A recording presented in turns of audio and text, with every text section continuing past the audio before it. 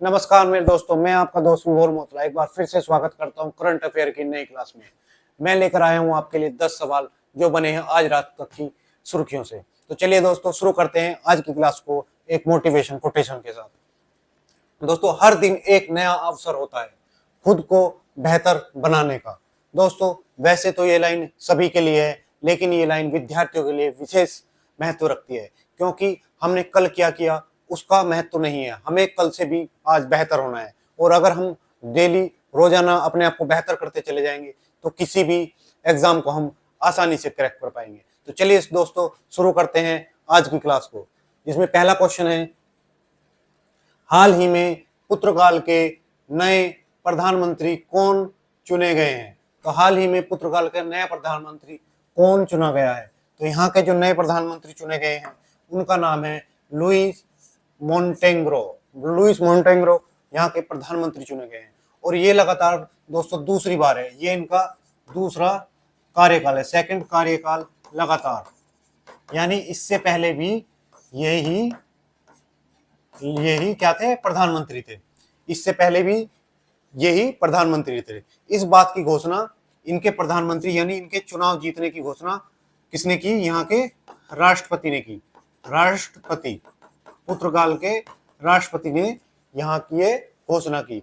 और यहाँ के जो राष्ट्रपति हैं उनका नाम है मार्सेलो रोबेलो डी सूसा। ये यहाँ के इनके राष्ट्रपति हैं। तो इन्होंने घोषणा की कि जो बहुमत है उसके आंकड़े को इन्होंने समर्थन से प्राप्त कर लिया है।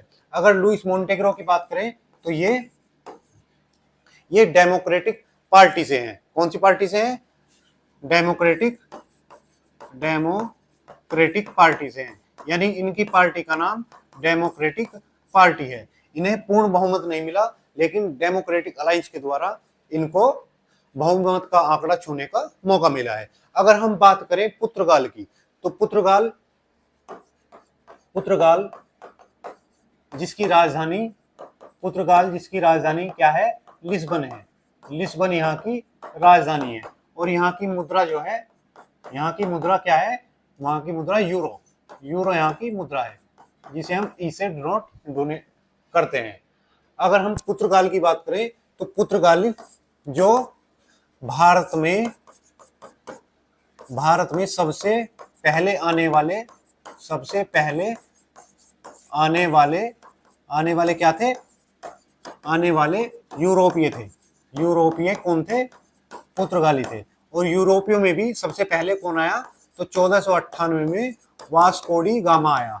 वास्को डी गामा ये पहली बार भारत पहुंचा, कालीकट के तट पर, जहां जुमेरिन, उस समय केरल के राजा जुमेरिन ने इनका स्वागत किया।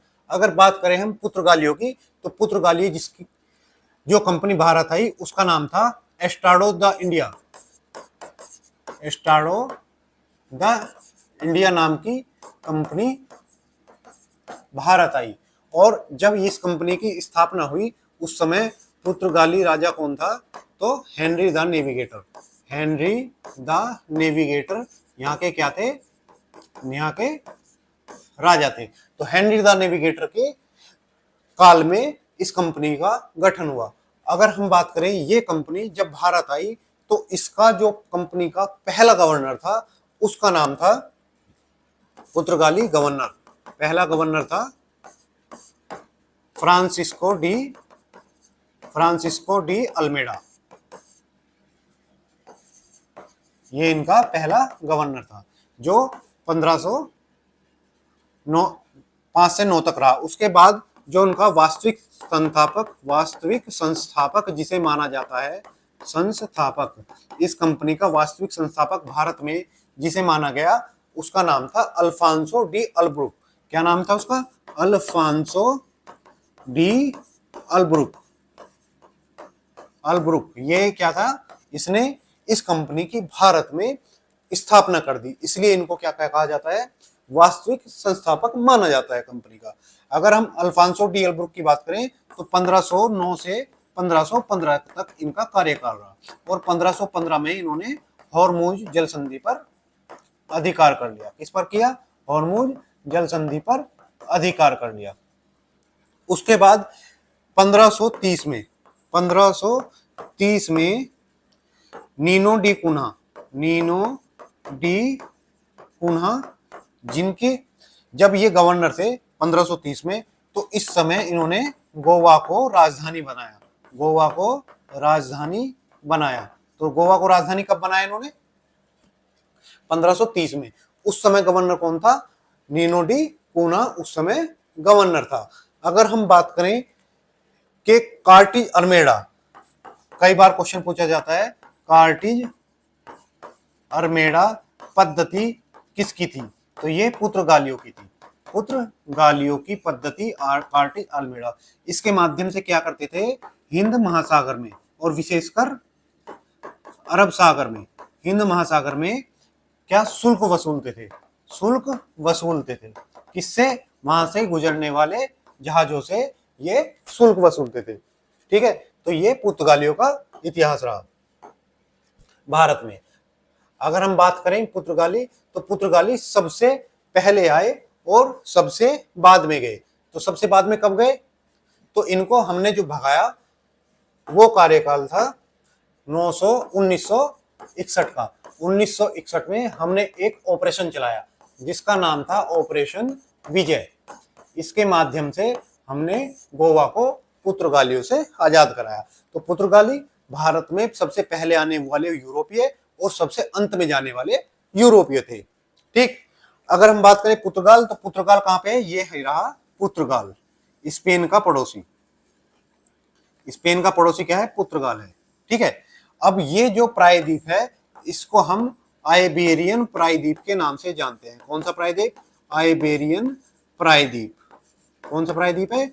आइबेरियन प्रायद्वीप। ये मछली की संरचना, पिराना मछली होती है ना जैसे अपनी, तो उसकी संरचना का जो ये महाद्वीप दिखाई दे रहा है उसको हम क्या जानते हैं? आइबेरियन प्रायद्वीप के नाम से।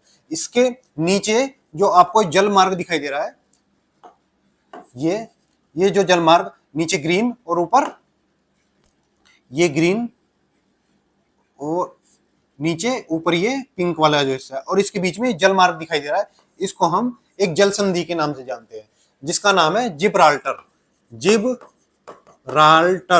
जिब्राल्टर जल संधि। जल संधि जो किसको जोड़ती है? ये इधर कौन सा सागर है? आर्कटिक, अंटार्कटिक, अटलांटिक महासागर और इधर है भूमध्य सागर। इन दोनों को बीच में जोड़ने वाली जल संधि जिब्राल्टर जल संधि। और जिब्राल्टर जल संधि किसको अलग करती है? तो साउथ अफ्रीका के, नहीं सॉरी, ये अफ्रीका के मोरक्को से स्पेन किसका है? यूरोप का। तो यूरोप के स्पेन से अफ्रीका के मोरक्को को अलग करती है जिब्राल्टर जल संधि। तो ये हमारा पुर्तगाल का पूरा इतिहास हो गया। अब आगे हम देखते हैं अगला क्वेश्चन। उससे पहले कुछ रिवीजन के क्वेश्चन। जैसा हम हर क्लास में आपको पिछले महीनों के 4 रिवीजन क्वेश्चन डालते हैं जिससे आपकी पिछला जो करंट अफेयर के सवाल गुजरे हैं वो आपके दिमाग में ताजा रहे। तो आज के क्वेश्चन, पहले क्वेश्चन के बाद 4 क्वेश्चन। रक्षा उत्पादन के लिए उपयोग और गुणवत्ता आश्वासन पर कहां 2 दिवसीय संवादात्मक कार्यशाला संपन्न हुई? तो ये कहां संपन्न हुई है? नई दिल्ली में। नई दिल्ली में ये कार्यशाला संपन्न हुई है।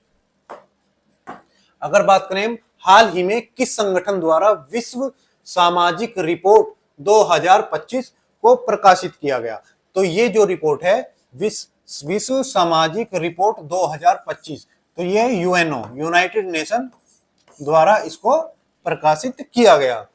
हाल ही में किस संगठन द्वारा विश्व सैन्य व्यय रुझान, यानी किस देश ने सैन्य ताकत पर या अपनी सेना पर कितना पैसा खर्च किया है, ये रिपोर्ट 2024 पर आधारित किसने दी है?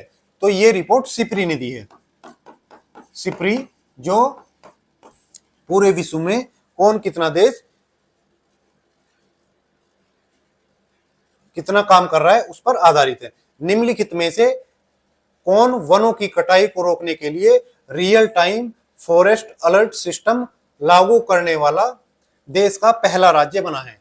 हमने देखा था कि मध्य प्रदेश में जो वनों की क्षेत्रफल है वो सबसे ज्यादा गति से घटा है, तो इसके लिए मध्य प्रदेश ने यह कार्यक्रम शुरू किया है। अगला क्वेश्चन देखते हैं। हाल ही में चीन ने कौन सा अंतरिक्ष मिशन लॉन्च किया है? तो हाल ही में चीन ने तियांगवेन सेकंड मिशन लॉन्च किया है। तो चाइना जो तियांगवेन मिशन लॉन्च करता है, किसके लिए लॉन्च करता है? तो इन्होंने पृथ्वी के नजदीक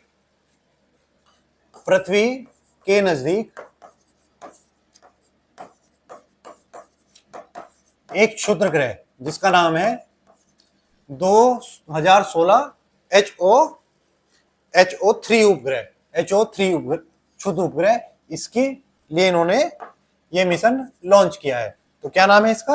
HO3 उपग्रह, 2016 HO3 उपग्रह तथा इसके साथ ही एक धूमकेतु जिसका नाम है 311 जिसका नाम है 311P धूमकेतु, इसकी जांच के लिए, इन सब की जांच के लिए इन्होंने तियांवन ये उपग्रह लॉन्च किया है। इसका उद्देश्य क्या है? इसका उद्देश्य पृथ्वी की उत्पत्ति तथा ग्रहों की बनावट का पता करना। तो ये इसका उद्देश्य हो गया। किसने भेजा है? तो चीन ने। ठीक है, चीन की एजेंसी कौन सी है? अंतरिक्ष एजेंसी। चीन की अंतरिक्ष एजेंसी है CNSA, Chinese national space agency. ये इनकी नेशनल एजेंसी है। और किस रॉकेट के माध्यम से भेजा है? तो इनका जो रॉकेट है वह है लॉन्ग मार्च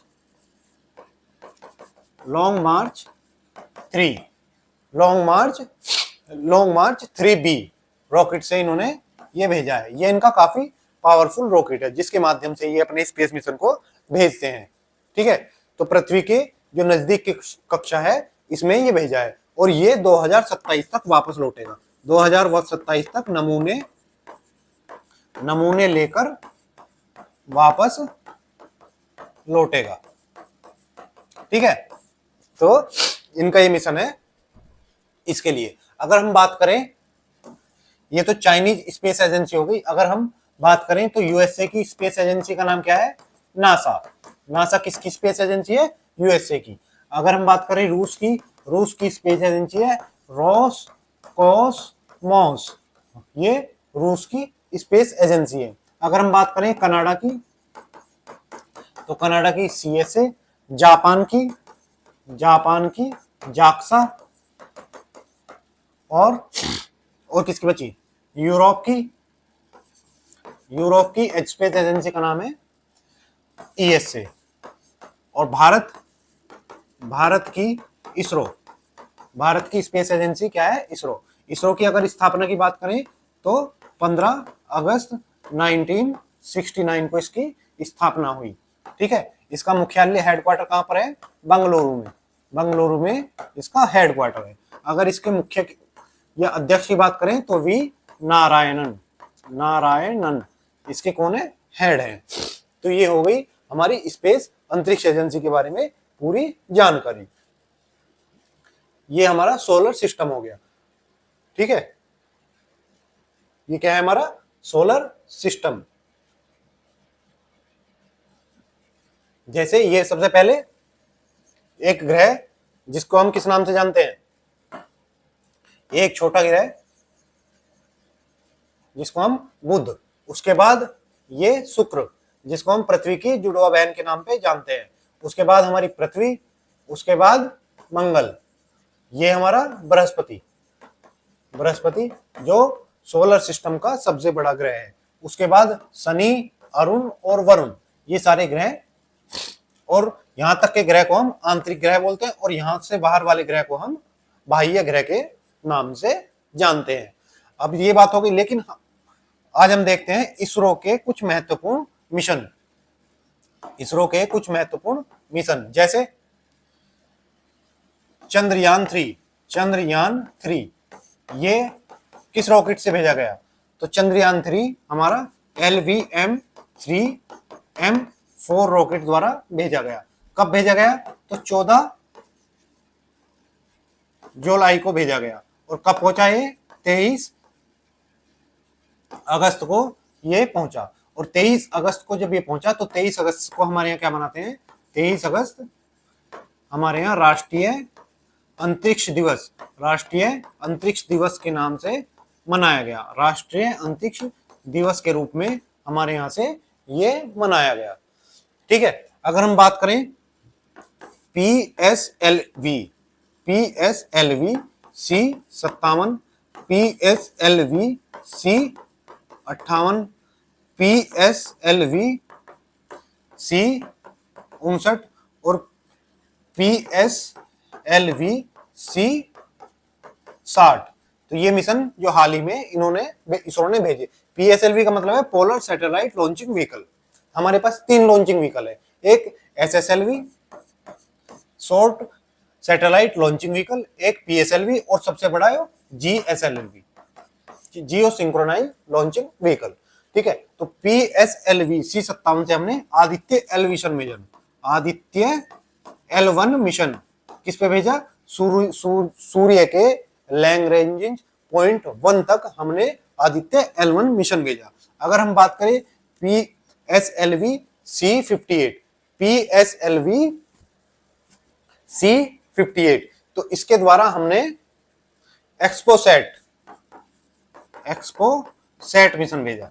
ठीक है, PSLV C59 इसके माध्यम से हमने प्रोबो मिशन भेजा। कौन सा मिशन भेजा? प्रोबो मिशन हमने PSLV C59 के माध्यम से भेजा। अगर बात करें PSLV C60 इसके माध्यम से हमने स्पेडेक्स मिशन भेजा। इसके माध्यम से PLV C60 के माध्यम से हमने स्पेडेक्स मिशन भेजा। स्पेडेक्स मिशन क्या है? अंतरिक्ष में हमने 2 अलग अलग पार्ट भेजे। किसके? एक सैटेलाइट के अलग अलग पार्ट भेजे और इसके माध्यम से हमने इनको अंतरिक्ष में जोड़ा। ये किसकी तैयारी है? तो ये तैयारी है हमारे अंतरिक्ष स्टेशन बनाने की। ठीक है, अंतरिक्ष स्टेशन बनाना है भारत को। कब तक? 2035 तक हमने लक्ष्य रखा है कि अंतरिक्ष में एक 4 BHK घर होगा, जो जहां पर हमारे एस्ट्रोनॉट, जो हमारे लोग जाएंगे, वो वहां पर जाकर अंतरिक्ष में रुक सके, लगभग 100 किलोमीटर ऊपर पृथ्वी से। ठीक है, अगर हम बात करें इसरो का 100वां मिशन किस रॉकेट द्वारा भेजा गया? तो जो ये हमारा 100वां मिशन है ये GSLV F15 के द्वारा भेजा गया। किसके द्वारा भेजा गया?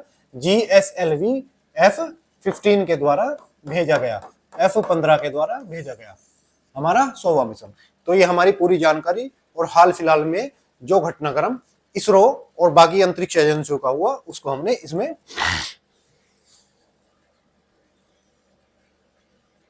हाल ही में उड़ान योजना ने कितने वर्ष पूरे किए हैं? तो हमारे यहाँ पर उड़ान योजना जो है उसने हाल ही में 8 वर्ष पूरे किए हैं। कितने वर्ष पूरे किए हैं? 8 वर्ष। यानी ये 2016 में शुरू की गई। उड़ान का मतलब है उड़े देश का आम नागरिक। क्या मतलब है इसका? उड़े देश का आम नागरिक। हाल ही में भारतीय रिजर्व बैंक ने फेमा उल्लंघन के लिए जुर्माने की सीमा को कितना तय किया है? तो इन्होंने फेमा उल्लंघन की 2 लाख सीमा तय की गई है। हाल ही में किसके द्वारा हरित हाइड्रोजन परमाणु योजना शुरू की गई है? हरित हाइड्रोजन यानी भविष्य का ईंधन। तो ये हमारे नवीन एंड नवीकरणीय मंत्री कौन है? प्रहलाद जोशी द्वारा की गई है। ठीक है, हाल ही में किस राज्य सरकार ने सिमलीपाल राष्ट्रीय उद्यान को राज्य का दूसरा राष्ट्रीय उद्यान घोषित किया है? तो ये राष्ट्रीय उद्यान कहां पर है? उड़ीसा। सिमलीपाल कहां पर है? उड़ीसा में। ठीक है, अब देखते हैं नेक्स्ट क्वेश्चन। Question number 3। हाल ही में जारी आंकड़ों के अनुसार, हाल ही में जारी आंकड़ों के अनुसार 2025 में भारत का कुल जीएसटी संग्रह, मई 2025 में कुल जीएसटी संग्रह कितना रहा है? यानी भारत में जो जीएसटी इकट्ठा हुआ है वो मई 2025 में कितना हुआ है? तो ये जो है वो है 2.01 लाख करोड़। ठीक है, कितना है? 2.01 लाख करोड़। जो हमारा ये पिछले साल से, पिछले वर्ष की तुलना में, वर्ष की तुलना में मई माह में कितना परसेंट ज्यादा है? तो 16.4% ज्यादा है। 16.4% ज्यादा है। यानी 2024 में मई महीने में जितना कलेक्शन हुआ था इस बार उससे 16.4% ज्यादा हुआ है। हालांकि ये पिछले माह यानी अप्रैल 2025 से की तुलना में कम है, लेकिन अपने पिछले साल की तुलना में अधिक है। ठीक है, तो ये जीएसटी संग्रह हुआ है।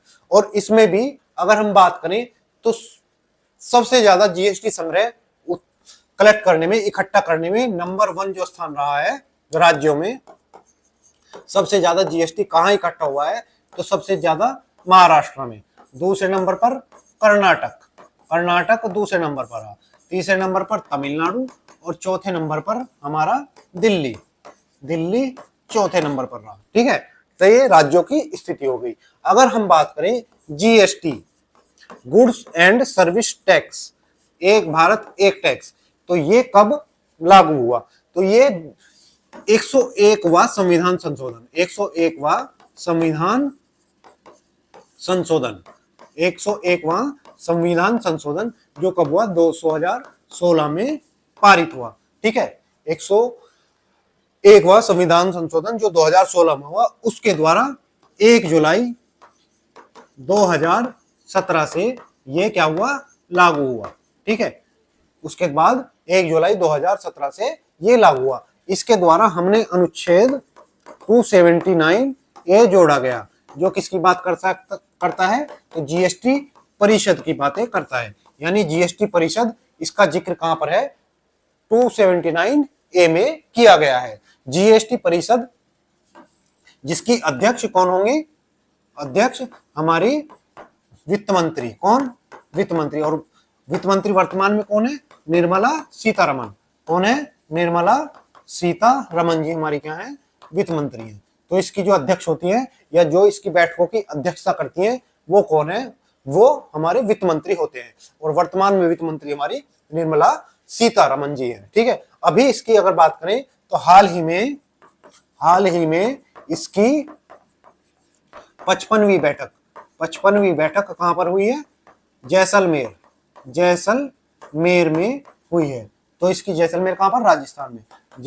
राजस्थान में इसकी हाल ही में 55वीं बैठक हुई है। ठीक है, तो ये हमारा, और जब ये लागू हुआ तो इसके बाद सबसे पहला राज्य जिसने जीएसटी को अपने यहां इंप्लीमेंट किया या जीएसटी को अपनाने वाला भारत में सबसे पहला राज्य कौन सा है? तो वो राज्य था असम। असम ने हमारे पे यहाँ सबसे पहले इसको लागू किया। अगर बात करें हम जीएसटी के विश्व में जन्मदाता कौन है, यानी सबसे पहले किसने जीएसटी लागू किया? तो विश्व में सबसे पहले फ्रांस ने जीएसटी को लागू किया। तो ये हो गया हमारा क्वेश्चन नंबर 3। ये हमारी निर्मला सीतारमण जी बैठक कर रही है राजस्व सचिव और केंद्रीय राज्य सचिव के साथ। अब देखते हैं पिछले महीनों के कुछ रिवीजन क्वेश्चन जो है अति महत्वपूर्ण। तो दोस्तों देखो, हाल ही में कहां भारत का पहला फ्लोटिंग स्नान घाट बनाने का निर्णय लिया गया है? यानी फ्लोटिंग तैरता हुआ स्नान घाट कहां बनाने का निर्णय लिया गया है? तो यह निर्णय लिया गया है हमारे बाबा योगी आदित्यनाथ के द्वारा। कहां पर? अयोध्या में। कहां पर बनेगा ये? अयोध्या में। श्री राम की नगरी अयोध्या में। अयोध्या कहां पर है? हमारे उत्तर प्रदेश में। तो उत्तर प्रदेश की अयोध्या में ये फ्लोटिंग स्नान घाट बनाया जाएगा। अगर बात करें हम, हाल ही में भारत ने द्वितीय एशियाई योगासन खेल चैंपियनशिप में कितने स्वर्ण पदक जीते हैं? तो कितने स्वर्ण पदक जीते हैं? तो 83 स्वर्ण पदक योगासन में जीते गए हैं भारत के द्वारा। अच्छा, अगला क्वेश्चन, बेंगलुरु हवाई अड्डा एशिया में लेवल 5, कौन सी? लेवल 5 कार्बन मान्यता प्राप्त करनी, यानी 5 स्टार कार्बन मान्यता, जो मतलब कार्बन उत्सर्जन सबसे कम करता है। ठीक है, तो वो कौन सा हवाई अड्डा है? बेंगलुरु। और बेंगलुरु के हवाई अड्डे का नाम क्या है? कैंपागोड़ा। क्या नाम है इसका? कैंपागोड़ा हवाई अड्डा। ठीक है, याद रखेंगे इसको, कैंपागोड़ा हवाई अड्डा। यहाँ पर कैंपागोड़ा जी की एक मूर्ति भी लगी है। ठीक, तो ये हवाई अड्डा कहां पर है? बेंगलुरु में है। बेंगलुरु कहां पर है? कर्नाटक में। और इसको कौन सा स्थान मिला है? तो इसको पहला स्थान मिला है। कौन सा स्थान है? पहला, नंबर 1। अंतरराष्ट्रीय श्रम संगठन ILO, जिसकी मुख्यालय कहां पर है? जिनेवा स्विट्जरलैंड में जिसका मुख्यालय है। तो अंतरराष्ट्रीय श्रम संगठन प्रतिवर्ष को कार्यस्थल पर सुरक्षा और स्वास्थ्य के लिए विश्व दिवस मनाता है। तो इसकी तारीख पूछ रहा है कि किस तारीख को हमारे यहाँ कार्यस्थल पर सुरक्षा और स्वास्थ्य के लिए दिवस मनाया जाता है? तो हमारे यहाँ 28 अप्रैल को कार्य सुरक्षा के लिए दिवस मनाया जाता है। तो चलिए क्वेश्चन नंबर 4 देखते हैं। हाल ही में 2024 में एशिया प्रशांत और पश्चिम एशिया के शीर्ष 10 हवाई अड्डों में इंदिरा गांधी अंतरराष्ट्रीय हवाई अड्डे IGAI को कौन सा स्थान मिला है? तो हमारे यहाँ जो दिल्ली का हवाई अड्डा है उसका नाम है इंदिरा गांधी इंटरनेशनल एयरपोर्ट। उसको एशिया प्रशांत और पश्चिम एशिया में कौन सा स्थान मिला है? 10वां स्थान मिला है। कौन सा? 10वां, 10th रैंक, 10वां स्थान मिला है। ठीक है, कहां मिला है? तो ये मिला है एयरपोर्ट काउंसिल। किसके रैंक है? एयरपोर्ट काउंसिल इंटरनेशनल, ठीक है, इंटरनेशनल एशिया पैसिफिक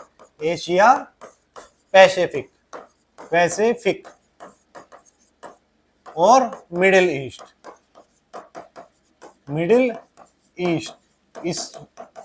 इसमें दिल्ली के एयरपोर्ट को 10वां स्थान मिला है। ठीक है, अगर मैं बात करूं तो पहला स्थान किसको मिला है? तो पहला स्थान जो मिला है वो दुबई के एयरपोर्ट को मिला है। ठीक है, दुबई का एयरपोर्ट जिसको पहला स्थान मिला है। दूसरे पर संघाई का एयरपोर्ट रहा है, संघाई एयरपोर्ट दूसरे स्थान पर रहा है। अगर मैं बात करूं तीसरे पर, तो तीसरे पर हमद कहाँ का है? कतर के दोहा में जो एयरपोर्ट है उसको तीसरा स्थान मिला है। तो ये अपने टॉप 3 एयरपोर्ट हो गए। ठीक है, ये सूची 2024 के परफॉर्मेंस के आधार पर निकाली गई है। ठीक, अगर मैं बात करूं भारत में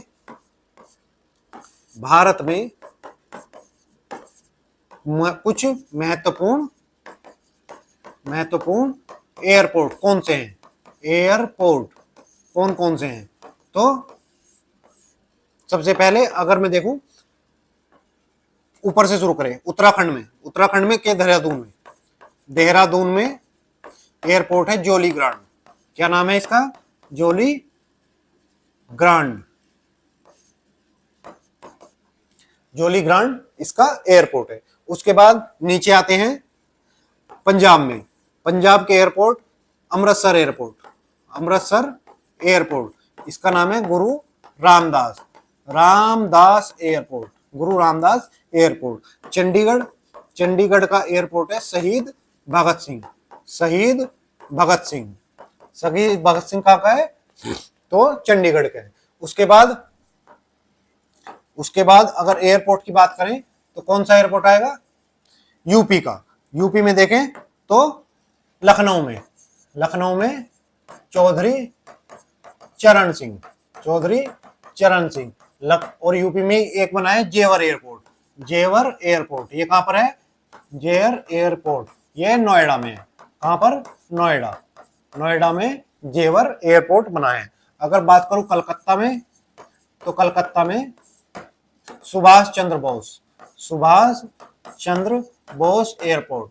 अगर बात करूं मैं असम के गुवाहाटी में, गुवाहाटी, तो गोपीनाथ, गोपीनाथ बारदोलाई, बारदोलाई ये कहाँ का है, ये गुवाहाटी असम।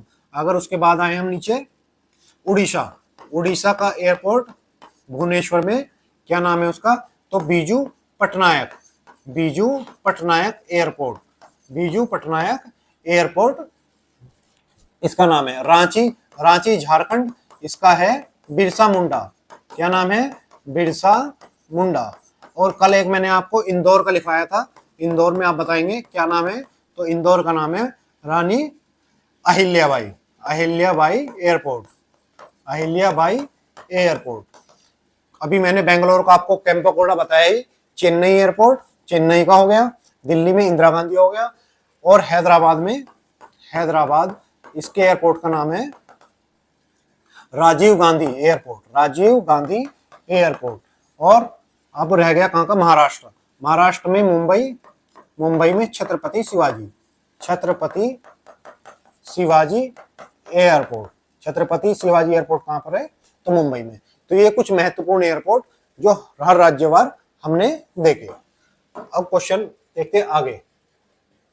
ये हमारा आईजीआई एयरपोर्ट, इंटरनेशनल एयरपोर्ट। और यहाँ पर बात करें कि इसका रख रखाव की जिम्मेदारी किसकी है, तो हमारे यहाँ पर जो दिल्ली एयरपोर्ट है उसकी रख रखाव की जिम्मेदारी जीएमआर, ये जीएमआर कंपनी नाम की कंपनी है जो इसके रख रखाव की जिम्मेदारी लेती है या रख रखाव की जिम्मेदारी काम करती है। भारत का लक्ष्य वर्ष 2029 तक कितने लाख करोड़ के रक्षा उपकरणों का उत्पादन करना है, तो देखिए ये हमारा पहले लक्ष्य था, लेकिन जब से हमने ऑपरेशन सिंदूर किया है और चाइना के हथियारों को पाकिस्तान में ध्वस्त किया है, हमारे हथियारों की मांग बहुत बढ़ गई है। और अब पहले लक्ष्य कितना था, 3 लाख करोड़, 3 लाख करोड़ का हमें क्या करना था, हथियार बेचने थे, ठीक है। लेकिन जैसे हमारी परफॉर्मेंस रही ऑपरेशन सिंदूर में, तो हमारे ये मांग भी बढ़ गई है। जैसे आज तक चाइना, चीन, रूस और अमेरिका क्या करते थे, दूसरे देशों को लड़वाते थे और अपने हथियार देते थे, हथियार की उनकी वहां पर टेस्टिंग हो जाती थी और टेस्टिंग होने के बाद ये हथियार मांग बढ़ जाती थी। अभी ऑपरेशन सिंदूर में भारत ने यही किया, अपने हथियारों का प्रदर्शन जो ऑपरेशन सिंदूर में किया है, उसके बाद चाइना की कंपनी के हथियारों के मार्केट वैल्यू कम हो गई है और भारत के हथियारों की मार्केट वैल्यू बढ़ गई है। तो इसका भी सीधा फायदा आगे देखने को मिलेगा। जो ये 3 लाख करोड़ है ये हमें बढ़ाना या अपने स्वतः ही बढ़ जाएगा। अच्छा, अगला क्वेश्चन देखते हैं। भारत ने 28 अप्रैल को किस देश के साथ भारतीय नौसेना के लिए 26 राफेल विमान की खरीद पर समझौता किया है, तो भारत ने किसके साथ समझौता किया है, ये फ्रांस के साथ।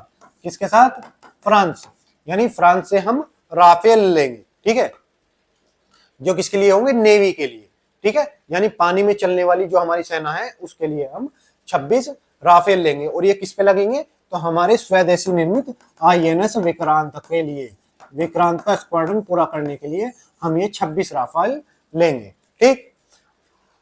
आगे बात करें, विश्व बैंक की नई रिपोर्ट के अनुसार भारत पिछले एक दशक में कितने करोड़ लोगों को गरीबी से बाहर निकाला है।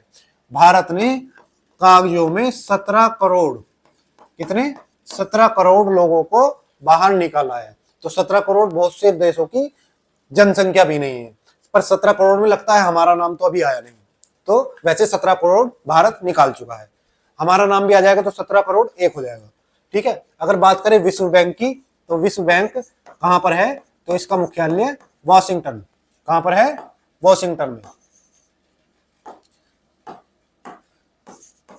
वॉशिंगटन डीसी कहां पर है, यूएसए में, डिस्ट्रिक्ट ऑफ कोलंबिया, यूएसए में इसका मुख्यालय है। अगर बात करें इसकी स्थापना की, तो इसकी स्थापना 1944 में एक सम्मेलन हुआ था, ब्रेटन वुड सम्मेलन, ब्रेटन वुड सम्मेलन के द्वारा इसकी स्थापना हुई। अगर इसके हेड या अध्यक्ष कौन है, तो इसके अध्यक्ष भारतीय मूल के अजय बंगा जी हैं। कौन है, बंगा जी। इसी के साथ एक आईएमएफ नाम की संस्था की भी स्थापना हुई थी। इन दोनों को हम ट्विंस के नाम से, यानी जुड़वा बहनों के नाम से जानते हैं। और अगर हम उसके मुख्यालय वॉशिंगटन डीसी में ही है और उसकी हेड क्रिस्टीना जॉर्जिवा है, जो पाकिस्तान को आए दिन लोन देती रहती है। और पाकिस्तान, लोन का मतलब क्या है, पाकिस्तान की इनकम, क्योंकि उसके पास इनकम ही है। हाल ही में किसको लता दीनानाथ मंगेशकर पुरस्कार से सम्मानित किया गया? तो किसे दीनानाथ मंगेशकर पुरस्कार मिला है? तो कुमार बिरला, कुमार मंगलम बिरला, इनको ये पुरस्कार दिया गया है। ठीक है, तो ये हो गए हमारे करंट के क्वेश्चन। आगे देखते हैं। हाल ही में एनडीए से स्नातक करने वाली एनडीए से स्नातक करने वाली पहली महिला कैडेट्स की कुल संख्या कितनी है? देखो, आज तक हमारे यहाँ एनडीए में महिलाएं नहीं जाती थी, लेकिन 2021 में सुप्रीम कोर्ट एक निर्णय देता है और कहता है कि भाई एनडीए में हमारे कौन जाएंगी, महिलाओं की भी एंट्री होगी। तो 2021 में जो सुप्रीम कोर्ट ने आदेश दिया, उसके बाद अब ये पहला बैच निकल रहा है और इसमें 17 क्या होंगी, महिला कैंडिडेट्स होंगी जो एनडीए से क्या प्राप्त करेंगी, जो स्नातक की उपाधि प्राप्त करेंगे। तो कितनी है इनकी संख्या है, कितनी संख्या है इनकी? 17 संख्या है। जो कुल कैंडिडेट्स हैं वो जो इसमें 339 कैडेट्स इसमें इनको सम्मानित किया जाएगा और उसमें से 17 महिलाएं हैं। तो 2021 के सुप्रीम कोर्ट के निर्णय के बाद यूपीएससी ने इसमें महिलाओं को शामिल किया है। तो 17 महिलाएं हैं जो अभी यहाँ पर इससे पास आउट हुई है। और ये आयोजन कहां पर किया जाएगा? तो जवाहरलाल नेहरू विश्वविद्यालय दिल्ली में इसका आयोजन किया जाएगा, जिसको हम जेएनयू के नाम से जानते हैं। जेएनयू के नाम से प्रसिद्ध जवाहरलाल नेहरू विश्वविद्यालय में इनको सम्मानित किया जाएगा। तो ये हमारी कैडेट्स हो गई, 17 महिलाएं। आगे चलते हैं। प्रतिवर्ष किस तारीख को विश्व बौद्धिक संपदा दिवस, कल ही मैंने आपको इसके बारे में एक पूरा क्वेश्चन पढ़ाया था। विश्व बौद्धिक संपदा दिवस कब मनाया जाता है? तो ये कब मनाया जाता है? 26 अप्रैल को ये विश्व बौद्धिक संपदा दिवस मनाया जाता है। कब मनाया जाता है? 26 अप्रैल को मनाया जाता है। मत्स्य पालन विभाग 28 अप्रैल को कहां तटीय राज्य की बैठक में 2025 की मेजबानी करेगा? तो ये नई दिल्ली में। कहां करेगा? नई दिल्ली में। ठीक है। और हाल ही में किस देश ने दुनिया का पहला 10 गीगावाट ब्रॉडबैंड नेटवर्क लॉन्च किया है? तो ये लॉन्च किया है, किसने लॉन्च किया है 10 गीगावाट? तो ये चीन ने लॉन्च किया है। ठीक। हेनले एंड पार्टनर्स की वर्ल्ड वेल्थ रिपोर्ट के अनुसार कौन सा अंतरराष्ट्रीय शहर दुनिया का सबसे महंगा शहर है? तो मोनाको शहर दुनिया का सबसे महंगा शहर है। क्वेश्चन नंबर 6, कौन सा क्वेश्चन देखते हैं अभी? Question number 6। हाल ही में नॉर्वे शतरंज 2025 टूर्नामेंट में डी गुकेश ने किस दिग्गज खिलाड़ी को हराया है? तो हमारे भारत के जो 59वें ग्रैंड मास्टर थे, जो 12 साल की उम्र में ग्रैंड मास्टर बन गए थे, वो थे डी गुकेश। उन्होंने हाल ही में वर्ल्ड चैंपियन मैग्सन कार्लसन को हराया है। तो किसको हराया है? मैग्सन कार्लसन को। ये कहां के हैं? तो ये नॉर्वे के हैं। कहां के? नॉर्वे के खिलाड़ी हैं। किसके? शतरंज के। नॉर्वे के शतरंज के खिलाड़ी हैं। और ये क्या है? ये वर्ल्ड चैंपियन है। इस समय क्या है? विश्व चैंपियन। ठीक है, विश्व चैंपियन को हमारे किसने हराया है? डी गुकेश ने हराया है। और इनकी वर्ल्ड में नंबर 1 रैंक है। तो सबसे नंबर 1 खिलाड़ी मैग्सन कार्लसन को इन्होंने हरा दिया है। इसी बीच एक बहुत महत्वपूर्ण घटना घटी। असल में जब ये नॉर्वे कप चल रहा था, कौन सा कप चल रहा था? नॉर्वे शतरंज कप। ठीक है, तो इसके पहले दौर में भी इन दोनों के बीच मुकाबला हुआ, भारत के डी गुकेश और मैग्सन कार्सन जो नॉर्वे के ही हैं, उनके बीच मुकाबला हुआ। मैग्सन कार्सन ने डी गुकेश को हरा दिया और उसके बाद इन्होंने सोशल मीडिया पे बहुत तगड़ा जश्न मनाया और अपने आप को इन्होंने बादशाह की उपाधि भी दे दी कि शतरंज का बादशाह मैं हूं, मुझे कोई हरा नहीं सकता। अभी फाइनल में इनका मुकाबला फिर से इनके साथ हो गया और इस बार हमारे डी गुकेश ने इनको हरा दिया। तो अब उनको मुंह दिखाते नहीं बन रहा है इसके बाद। तो ठीक है, तो किसने हराया? हमारे डी गुकेश ने हराया। डी गुकेश ये कहां से हैं? तो ये चेन्नई से हैं। डी गुकेश कहां से हैं? डी गुकेश कहां से हैं? ये चेन्नई से हैं। और कितने वर्ष के हैं? अगर देखे तो 12 वर्ष की उम्र में 59वें डी गुकेश 12 वर्ष की उम्र में 59वें ग्रैंड मास्टर बन चुके थे। ग्रैंड मास्टर, ठीक है, ग्रैंड मास्टर कितनी उम्र में? 12 वर्ष की उम्र में ही इन्होंने ग्रैंड मास्टर का खिताब प्राप्त कर लिया था। ठीक, और अब इनकी उम्र 19 वर्ष है। अभी हाल ही में इनकी उम्र कितनी है? 19 वर्षीय है। 19 वर्षीय खिलाड़ी हैं। तो 19 वर्ष के खिलाड़ी जिन्होंने वर्ल्ड चैंपियन मैग्सन कार्सन को हरा दिया है। अगर हम बात करें तो वर्तमान जो हमारे 86वें ग्रैंड मास्टर हैं, उनका नाम क्या है? जो हमारे 86वें ग्रैंड मास्टर हैं उनका नाम है LR श्रीहरि। क्या नाम है उनका? श्रीहरि। और जो हमारे पहले ग्रैंड मास्टर थे, पहले ग्रैंड मास्टर इनका नाम तो आपने सुना ही होगा, विश्वनाथन आनंद। विश्वनाथन आनंद हमारे क्या थे? पहले ग्रैंड मास्टर थे। ठीक है, तो ये हमारे इससे जुड़े सारे क्वेश्चन हो गए। ये हैं जी हमारे डी गुकेश और ये है मैग्सन कार्सन। ठीक है, तो इनको इन्होंने हरा दिया है, इन्हीं के घर में जाकर हराया। अब कुछ रिवीजन के क्वेश्चन देखते हैं। हाल ही में भारत ने कब तक अत्यधिक संक्रामक वायरल रोग खसरा और रूबेला को समाप्त करने का लक्ष्य रखा है? तो भारत ने इसको समाप्त करने का जो लक्ष्य रखा है वो 2026 तक का लक्ष्य रखा है।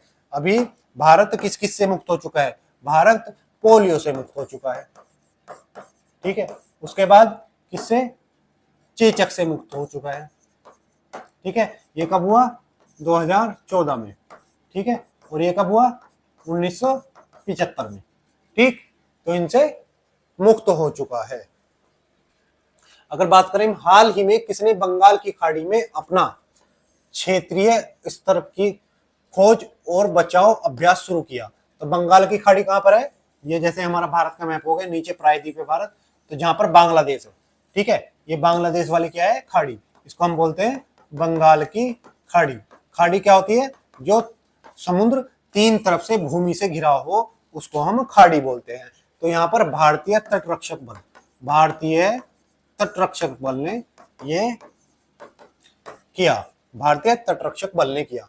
हाल ही में कहां भारत के पहले क्वांटम कंप्यूटिंग गांव पर बैठक आयोजित हुई है? तो जहां पर भी पहला आ जाए, ठीक है, पहला जहां पर भी आ जाए वहां पर क्वेश्चन बहुत ही इंपॉर्टेंट हो जाता है।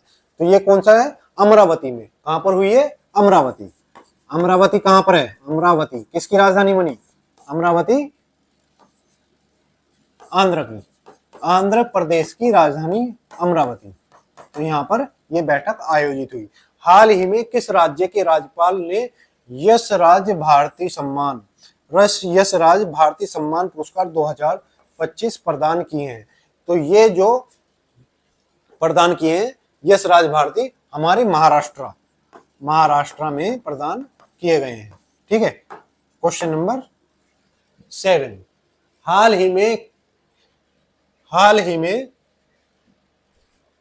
मिस वर्ल्ड 2025 का खिताब किसने जीता है? तो हाल ही में एक मिस वर्ल्ड और बन चुकी हैं।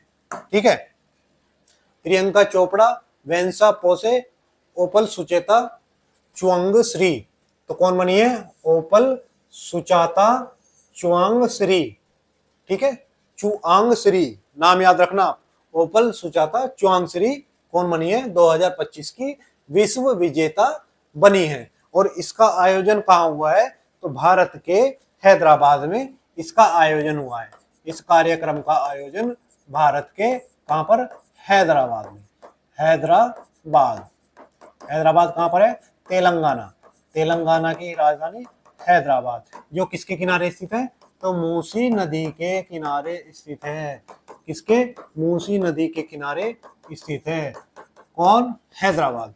तो हैदराबाद में इसका आयोजन हुआ और इन्होंने ये कहाँ की है? उपल सुचेता जो है वो थाईलैंड की है। कहाँ पर है? थाईलैंड देश। थाईलैंड की राजधानी बैंकॉक। बैंकॉक, बैंकॉक है थाईलैंड की राजधानी। तो थाईलैंड की जो सुचाता चुआंगश्री है, उन्होंने हाल ही में मिस वर्ल्ड का खिताब जीता है। अभी तक भारत में 6 बार मिस वर्ल्ड जीत चुके हैं और जो इस बार भारत की तरफ से भाग लिया, इस बार भारत की ओर से भारतीय नंदिनी गुप्ता, नंदिनी गुप्ता ने भाग लिया और ये टॉप 8 से ही बाहर हो गई। 8 से बाहर हो गई, यानी टॉप 8 में क्या ये स्थान नहीं बना पाई। तो अभी तक भारत में 6 बार मिस वर्ल्ड जीत चुके हैं। विश्व सुंदरी का खिताब जीत चुका है भारत। कितनी बार जीत चुका है? 6 बार जीत चुका है। जो पिछला बार 2024 में हुआ था, वो भी कहां पर हुआ था? भारत में ही। तो 2024 और 2025 दोनों का आयोजन भारत में ही किया गया। पिछली बार जो जीती थी वो थी क्रिस्टीना पिस्कोवा। ठीक है, ये पिछली बार जीती थी। ये कहां की है? चेक गणराज्य की। चेक गणराज्य की। और इन्होंने ही इनको क्या ताज पहनाया। ठीक, अगर बात करें तो भारत में सबसे पहले जो जीती थी वो थी रिया फारिया। भारत में सबसे पहले जीतने वाली रिया फारिया थी। ठीक है, ये सबसे पहले मिस वर्ल्ड बनी। और जो सबसे अंतिम यानी सबसे लेटेस्ट है वो है मानुषी छिल्लर। मानुषी छिल्लर ये क्या है? सबसे नवीनतम, जो बनी है 2017 में बनी है। ठीक है, तो 2017 में ये बनी है और इस बार भी आयोजन कहाँ हुआ है? भारत में। पिछली बार भी कहाँ हुआ था? भारत में ही आयोजन हुआ था। तो ये है हमारी सुचाता चौंगश्री और इनको एक ताज पहनाया जा रहा है। हाल ही में भारत और किस देश ने ऊर्जा क्षेत्र में सहयोग पर चर्चा की है? तो भारत के साथ नेपाल ने, कौन सा देश है? नेपाल, अपना पड़ोसी नेपाल। नेपाल ने क्या की है? ये चर्चा की है। हाल ही में किस राज्य सरकार ने स्कूलों में एनर्जी ड्रिंक्स पर प्रतिबंध लगा दिया है? तो पंजाब ने क्या किया है? यहां पर प्रतिबंध लगा दिया है। कौन सा राज्य पूरा अवशेषों का ग्रामीण स्तर पुनरीक्षण पूरा करने वाला पहला राज्य बना है? तो ये कहां पर बना है? कर्नाटक। मतलब ग्रामीण स्तर पर जो पुरावशेष है उनका सर्वेक्षण करने वाला पहला राज्य बना है, वो बना है कर्नाटक। ग्रामीण स्तर पर सर्वेक्षण करने वाला पहला राज्य। प्रतिवर्ष किस तारीख को विश्व मलेरिया दिवस मनाया जाता है? तो प्रतिवर्ष किस तारीख को विश्व मलेरिया दिवस मनाया जाता है? कब मनाया जाता है भाई? कब मनाया जाता है? ये 22 अप्रैल को मनाया जाता है। ये एक बार मुझे चेक करना पड़ेगा। क्वेश्चन नंबर 8, हाल ही में आईपीएल में 300 छक्के लगाने वाले पहले भारतीय बल्लेबाज कौन बने हैं? तो हाल ही में 300 छक्के लगाने वाले हमारे रोहित शर्मा, कैप्टन रोहित शर्मा 300 छक्के लगाने वाले पहले भारतीय बल्लेबाज बने हैं और इन्होंने ये उपलब्धि 251 मैचों में हासिल की है। 251 मैचों में हासिल की है। इनसे अधिक यानी नंबर 1 पर 357 छक्के लगाए हैं और अगर इनके मैच की बात करो 357 छक्के लगाने वाले कितने मैचों में? 142 मैचों में। छक्के 142 मैचों में लगाने वाले प्लेयर कौन है? तो Chris Gayle, mister universe Chris Gayle number 1 पर है। तो रोहित शर्मा जी भी हमारे 300 छक्का लगाकर दूसरे स्थान पर पहुंच गए हैं। हाल ही में रोहित शर्मा ने क्या किया है? टेस्ट क्रिकेट से संन्यास ले लिया है और 2024 में T20 विश्व कप जिताने वाले कप्तान भी रोहित शर्मा ही हैं। ठीक है, तो इन्होंने हाल ही में संन्यास की घोषणा भी कर दी है। हाल ही में किस राज्य ने महिला सम्मान अभियान की शुरुआत की? तो हाल ही में हमारे बिहार ने महिला सम्मान संवाद कार्यक्रम की शुरुआत की। वित्त वर्ष 2024-25 में लगातार चौथे वर्ष भारत का सबसे बड़ा व्यापारिक साझेदार कौन बना है? तो यूएसए, अमेरिका ही हमारा सबसे बड़ा व्यापारिक साझेदार बना है, यानी जिसके साथ हम सबसे ज्यादा व्यापार करते हैं और व्यापार करने के साथ साथ मतलब फायदे में भी रहते हैं। व्यापार फायदे में रहते हैं। चाइना के साथ भी हम बड़ा व्यापार करते हैं, लेकिन वहां व्यापार घाटा रहता है। हाल ही में किस राज्य सरकार ने हीट वेव, सनस्ट्रॉम और सनबर्न यानी जो सूर्य की किरणों से रोशनी से हमारी स्किन जल जाती है, त्वचा झुलस जाती है, राज्य ने अपशिष्ट अपवाद घोषित किया है? तो किसने किया है? तेलंगाना ने ये घोषित किया है। किसने किया है? तेलंगाना ने घोषित किया है। भारत का कौन सा राज्य भौगोलिक संकेतक जीआई टैग में शीर्ष स्थान पर है? तो हमारा उत्तर प्रदेश शीर्ष पर है। नंबर 2 पर तमिलनाडु है। 9वां क्वेश्चन देखते हैं। हाल ही में भारत का पहला ऐसा जिला कौन सा है जिसने अपना संपूर्ण विद्युत मांग और सौर ऊर्जा से पूरी की है? मतलब ऐसा भारत का पहला जिला जहां पर जितनी बिजली की मांग है, जितनी विद्युत ऊर्जा की मांग है, वो किसी और से ना आकर सौर ऊर्जा से उसने पूरी कर ली है। मतलब वहां जितनी भी बिजली चलती है या जितनी भी बिजली प्रयोग की जाती है, वो सब सौर ऊर्जा से प्रयोग की जाती है। तो ऐसा राज्य जो बना है वो बना है दीव। कौन बना है? दीव बना है। और ये जो इसने जरूरतों को पूरा किया है, ये किया है पीएम सूर्य घर बिजली योजना के तहत। एक हमारे क्या बनी थी? पीएम सूर्य घर बिजली योजना चली थी। तो ये कब चली थी? 15 फरवरी 2024 को। 15 फरवरी 2024 को हमने एक योजना निकाली, सूर्य घर मुफ्त बिजली योजना। इसके तहत क्या था कि इसके तहत आपको छत पर लगाने के लिए सोलर प्लेटें दी जाती थी, जिससे आपकी विद्युत जरूरतों को आप सौर ऊर्जा के द्वारा पूरी कर सके। तो यह कार्य, तो इसके सफलतम कार्यान्वयन मतलब ये कार्य सफलता से किया गया, इसके कारण दीव में अपनी ऊर्जा का 100% सौर ऊर्जा से प्राप्त कर लिया गया। और अगर हम बात करें, यह दुनिया की जो ये हमारी ये योजना है, ये दुनिया की सबसे बड़ी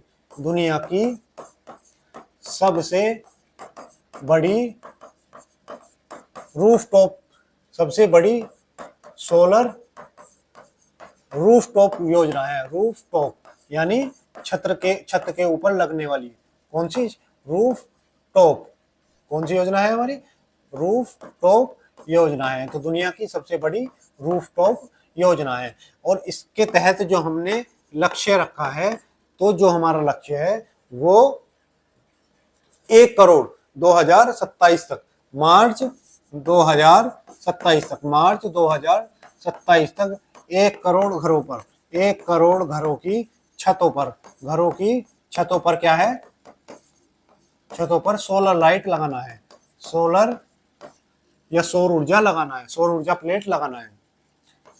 ठीक है, तो इतने हमें 27 तक लगाने हैं। तो ये हमारी ये योजना हो गई।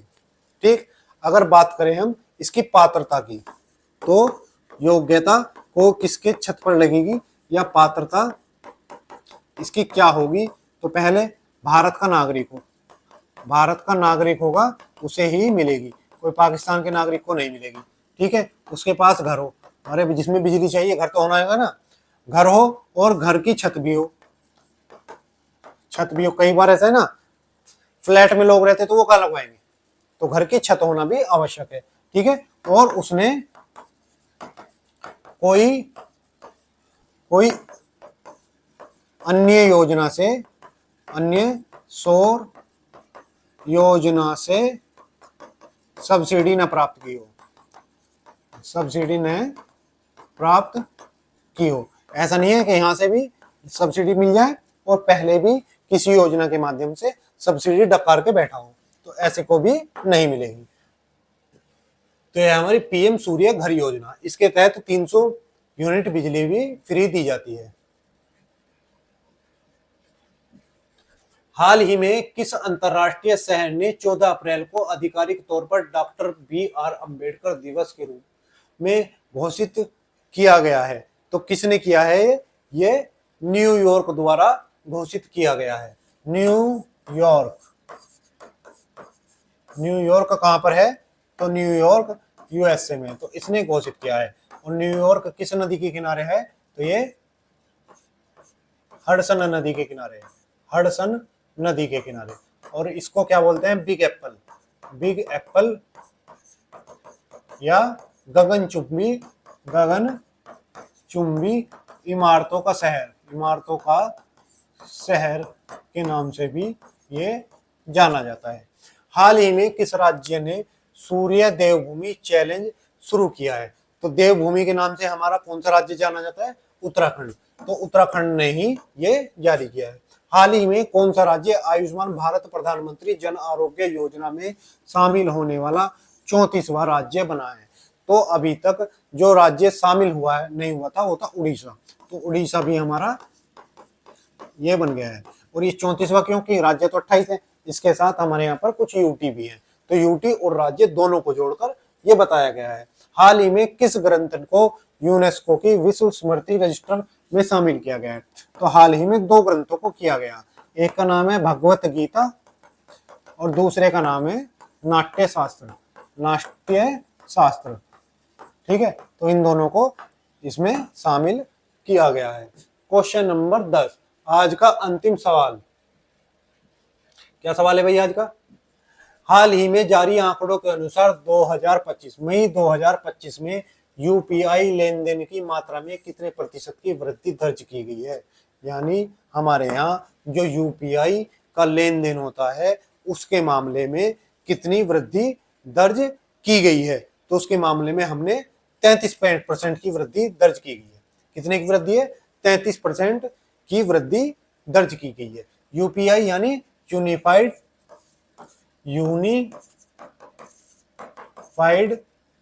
पेमेंट इंटरफेस, इसकी फुल फॉर्म हो गई